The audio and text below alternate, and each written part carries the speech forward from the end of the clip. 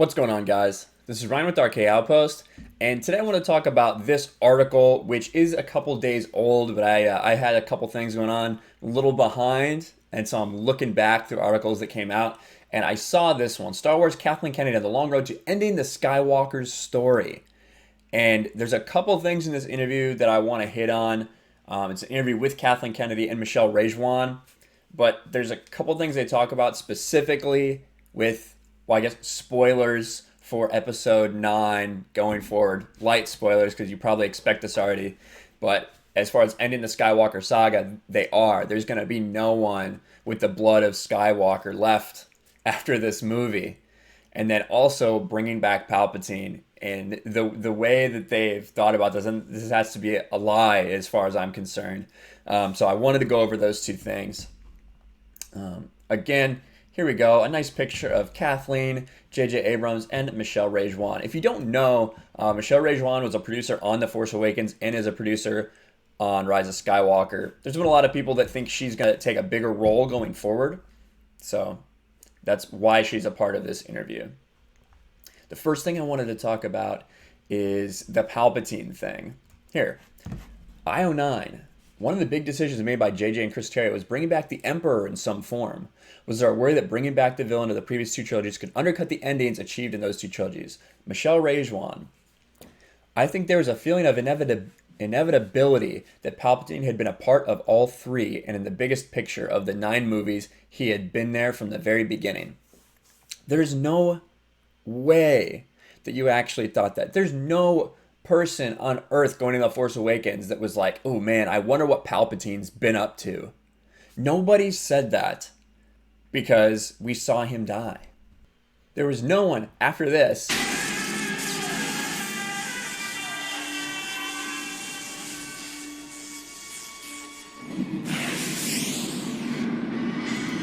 and not just that, but this too.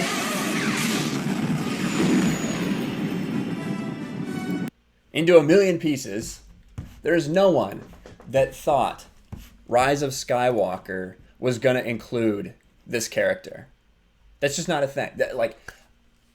Listen, when Dark Empire happened, we've talked about Dark Empire before, that was a surprise to people. That wasn't even the real Palpatine. That was a clone. That was a story that made more sense in my mind. The idea that the spirit of Palpatine could possess another body, right? That wasn't his. That's not what we've been told this is. This is Palpatine who survived it. And JJ said, oh, you just can't wait. I just can't wait to tell you guys the remarkable power he has and how he survived.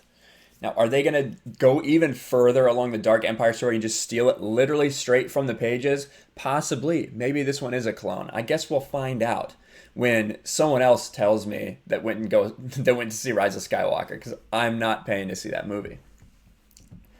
But in his presence in the movie, we'll not spoil that, but when you see it, it does feel to us, not only does it have the feeling of inevitability, but the ending where we left him last, where he just fucking blew up, and Return of the Jedi was very important to JJ and Chris and all of us. We discussed it at great length. That's not true. You can't believe that, because when we had that reveal at, I think it was Star Wars Celebration, where they revealed that trailer and you heard Palpatine's laugh, everyone freaked out because no one expected it. No one expected that, so you can't, and that's why you did it that way. You can't go and then tell us that you did expect it. Now, the other thing I wanted to talk about in this interview is right here. You say you can't cement something in Star Wars, and yet the marketing calls this the end of the Skywalker saga. No matter what happens in this movie, the story could go on. Isn't putting that label on it creatively constrictive? Kennedy, it's only creatively constrictive with regards to the Skywalkers because the saga really references the Skywalker family. And that's what we're bringing to a conclusion. There's inevitability that this word, inevitability, they've used it a million times, with that because of the actors and the characters they're playing. So that's really what we're looking more than anything. At least in my lifetime, there's never going to be an end to Star Wars. So this isn't the end of Star Wars, it's the end of Family Saga. And it just puzzles me why they would want to market it as this and why they would do it in general. And I agree, there's a lot of restrictions with the characters, with the actors. Obviously, Carrie Fisher has already passed away, so you do have restrictions. But at the same time, you could have created this story where the descendants of the Skywalkers, which we would be more attached to just because they have that name, right? Which is what you're trying to do with Rey at the end of this. We would be more attached to them just because of their lineage, just because of their history. If you would have introduced them to us, you know, all this stuff sitting behind me, all these books, so many of them focused on the children, right? So many of the stories were very dependent on the children of Han and Leia, the children of Luke and Mara Jade, you know, the heirs to that Skywalker legacy. And yeah, we have Kylo, who, again, spoiler alert, 5, 4, 3, 2, 1. He's gonna get killed in this movie in a stupid way. So he's not gonna be around, and you don't have that feeling of him being attached to the family because they kept it a secret for the whole first movie. And then, you know, at the very end, when you have like 10 minutes of realizing that he's actually the son of Luke and Han, you know, he kills Han, and that's not a rewarding, that's not something that's rewarding because you don't feel like he's actually part of their family. So that's really the problem they have, that they haven't attached us to them like they could have. If you had done a story, if you had used the expanded universe as your base, and you had used Jason and Jaina and Anakin Solo, if you had used Ben Skywalker, then you could have done these things. You could have had people that were immediately attached to these characters because of their name and wanted to get to know more of them to continue on this legacy. And that's not me saying that there's not more you can do with Star Wars, because like I said, all this stuff behind me, I know better than anyone that you can have great Star Wars stories set somewhere without a Skywalker or a Solo in them. You know, I've done videos about that on the channel before. And those are great.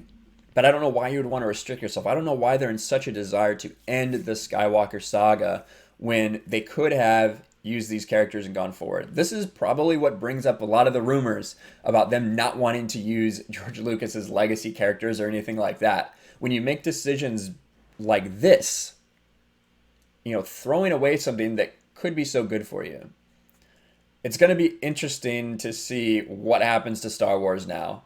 Rise of Skywalker, I think, is going to disappoint them in the box office. I think overall, I still do think it's going to make over $1 billion. It's going to be touted as a big success, but it's not the success that it should be for this grand of a movie. That's my feelings about it. I do think it'll make less than Last Jedi. But I just wish that Star Wars should be better.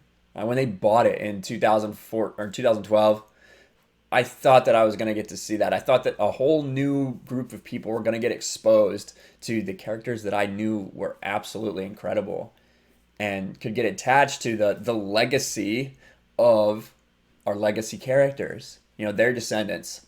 But unfortunately, that's just not true. And now we're going to be sitting in a boat where I don't know what they're going to use to get your nostalgia. I'm not sure what they're going to do once you claim this is the end of the Skywalker saga. So I think they've kind of painted themselves into a corner here by doing that. But maybe I'm wrong. Maybe this is all part of their plan. They don't think that they need these legacy characters, that they'll be good. So it'll be interesting what happens going forward. What do you guys think? One, do you think that Palpatine was part of the plan the whole time? Like they seemingly think everyone should, even though it was a huge surprise when he laughed when they revealed that trailer. What do you think about Palpatine? And when do you think about them ending the Skywalker saga? Would you have rather seen something based off the expanded universe where you actually got to know these heroes that were the descendants of our heroes? And, you know, how they went about, how they took that mantle of, you know, hero to the galaxy effectively. Let me know. I think that's a much better story, and I'd be interested to hear your thoughts. Let me know in the comments below. Make sure you smash the like button, subscribe, ring the bell for notifications, and I'll talk to you guys later. Thanks for watching, everyone, and a huge shout out to my patrons. I appreciate you guys so much. Want to follow me on Twitter or Instagram? Check out the description below. You'll find links to my P.O. box and my Patreon as well. And I'll talk to you guys later.